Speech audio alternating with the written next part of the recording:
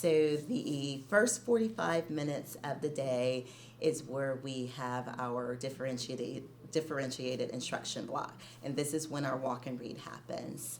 And then after that, we go back to our homeroom classes, and the next hour or so is spent whole group with our whole group reading. So during my walk and read class, I am the first part of the our time together. I will usually take a few moments to go over whatever the center activities I have out for the week, so the students are familiar with the expectations, what tasks they should complete. I give directions. Sometimes I will model through the activities if it's a particular game that they're playing, so they'll know exactly how to play it, and they're able to work on it independently. I also will go over center assignments. I use my center chart located in the classroom so that the students are familiar with where they go and what tasks they're assigned to. And then once we've done all of the startup directions, once they're in their centers, I will start pulling small groups to my table while the other students are working independently. So I would say the first 5 minutes is used to kind of review routines, procedures, directions, and then the rest of the time is used in our small groups.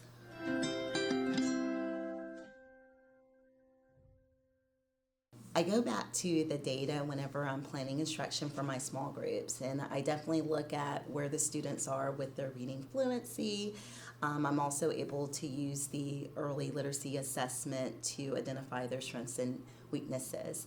And so I start there with the data, and then from there I also use teacher observation. So when I'm working in my small group, if I notice there's some students that are struggling with, say, phonics, I'll make sure that I throw in phonics activities, and we'll go over whatever sound spellings they're having trouble with, or if there are high frequency words they're having trouble identifying, I'll make sure I take out some time to go over those. So I would say the main way I plan my instruction is through looking at the data and just making sure I'm paying close attention in my groups to see what their needs are.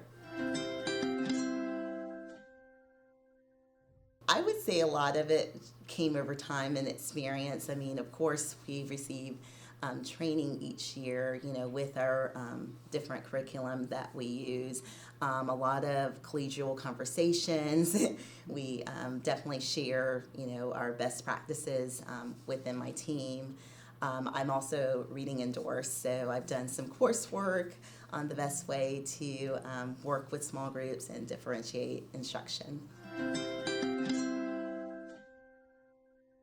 Our reading series actually has some great resources that I'm able to use with my instruction. I will use that in my small groups.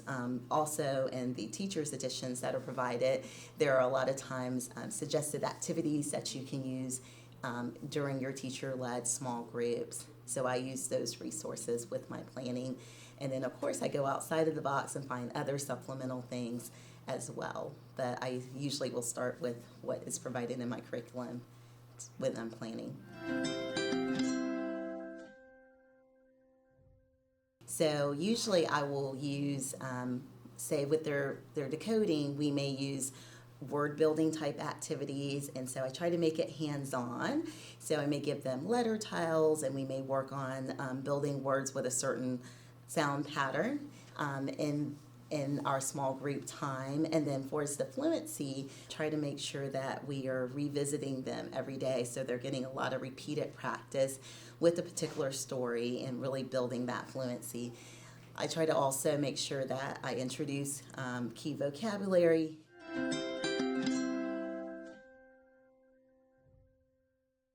My groups are flexible, and when I progress monitor, we do the Start Early Literacy, but we also have a oral reading fluency assessment that we give to students.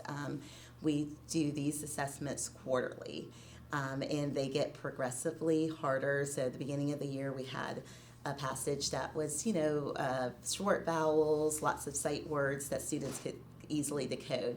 That data is entered in on the data wall, and we look at that and we're able to make our groups.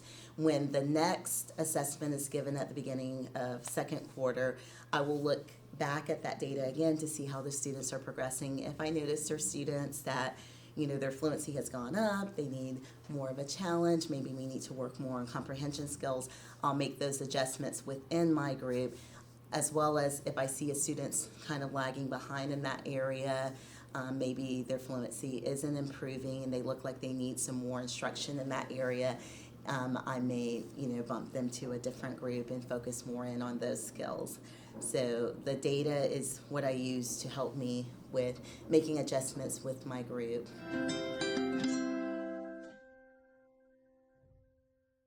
Mainly, the curriculum at the beginning of the year, they will provide us with, we're able to put in like what our instructional material needs are. So any of those type things, they will give us funds to, purchase what we need for those groups.